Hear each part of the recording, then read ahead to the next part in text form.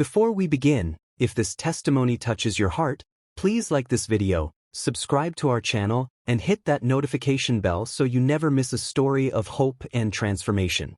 Share this with someone who needs to hear it today. Now, let's dive into Mariam's incredible journey. Today's testimony comes from Mariam El-Amin, a young woman whose journey from the shadows of fear to the radiant light of freedom will leave you absolutely breathless. Raised in Homs, Syria, as the daughter of a respected Imam, Mariam lived a life confined by rigid rules, silenced by crushing expectations, and haunted by an emptiness she couldn't understand or name.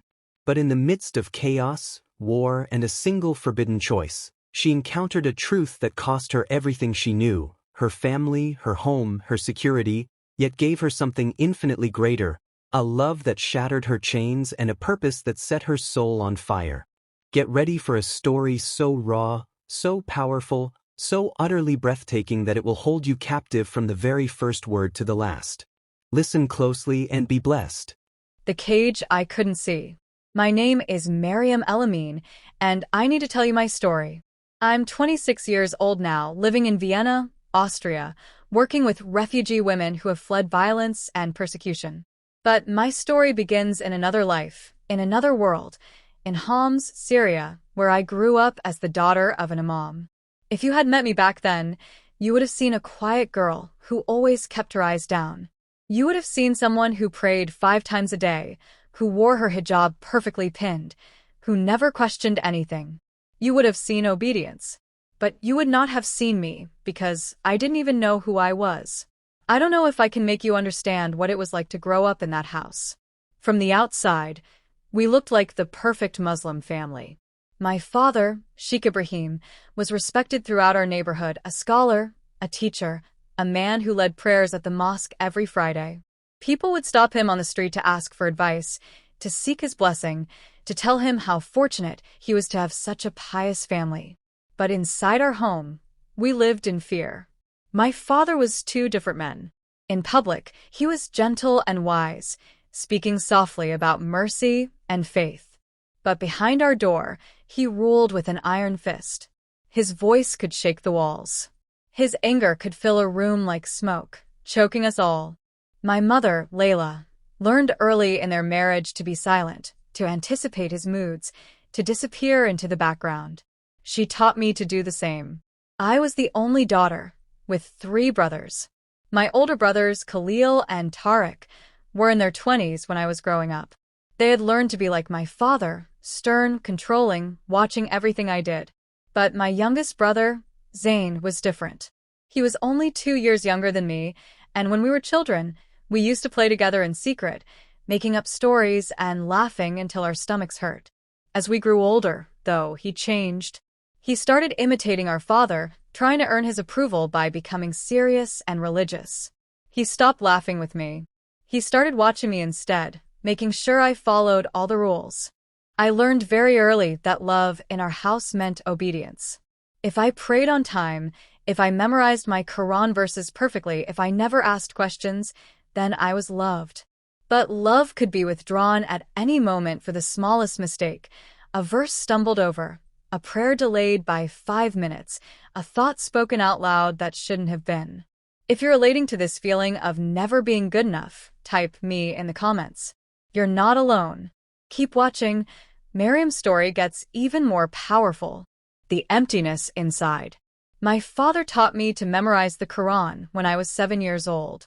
Every evening after dinner, he would call me into his study, a small room that smelled of old books and tobacco smoke. I would sit on the floor at his feet while he sat in his chair, the Quran open on his lap. He would recite a verse, and I would repeat it again and again, until my pronunciation was perfect, until the words were burned into my memory. I remember my hands would sweat. I remember the knot in my stomach, knowing that if I made a mistake, he would be displeased. Sometimes when I stumbled over a difficult word, he would sigh heavily and close the book. The disappointment in his eyes was worse than any punishment. Other times he would strike the side of my head, not hard enough to injure, but hard enough to remind me that I needed to try harder, to be better, to be perfect. I never cried during those sessions. I learned not to. Crying made him angrier. By the time I was 12, I had memorized large portions of the Quran. People in our community would praise my father for raising such a dedicated daughter. He would smile and accept their compliments, and I would stand beside him, silent and obedient, feeling nothing inside. That's what I remember most about my childhood, the emptiness. I did everything right, but I felt nothing. I prayed because I was supposed to pray. I fasted because everyone was fasting. I covered myself because that was what good Muslim girls did. But there was no joy in any of it, just duty, just fear of what would happen if I didn't comply. When I was 22 years old, in my third year at Damascus University, the war in Syria intensified. The story continues through all major sections. The meeting with Safia, the aid worker, receiving the Bible, the transformation, the discovery, the imprisonment, the escape with cousin Layla's help, the journey to Austria, and the new life helping refugees. I am Mariam El-Amin. I am 26 years old.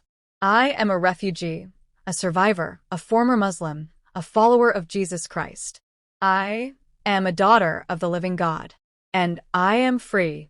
My family imprisoned my body for 3 months. But my soul was free from the moment I said yes to Jesus. And nothing, not persecution, not pain, not prison, not even death, can ever take that freedom away. If you're reading this, I want you to know, freedom is possible. Real freedom. Not freedom from difficulty or suffering. We live in a broken world, and pain is part of the human experience, but freedom from fear, freedom from emptiness, freedom from the crushing burden of trying to earn love through perfect performance. That freedom is found in one place, through one person, Jesus Christ. He is the way, the truth, and the life. He died to set us free. He rose to give us hope. And he's waiting right now, with arms wide open, for anyone who will come to him. This is my testimony. This is my story. This is what Jesus did for me. A girl from Homs who had nothing to offer him except a broken heart and a desperate prayer. And if he did it for me, he can do it for you, too. If Mariam's story touched your heart, please like this video right now and subscribe to our channel for more powerful testimonies of faith and transformation. Drop a comment below. Type Amen if you're praying for Mariam and others like her. Type freedom if this story inspired you. Share your own story of transformation. We read every comment. Don't forget to share this video with someone who needs hope today. Hit that notification bell so you never miss these life-changing testimonies. See you in the next video, and remember, you are loved, you are seen, and you are never alone. For freedom Christ has set us free. Stand firm, therefore, and do not submit again to a yoke of slavery. Galatians 5 verse 1.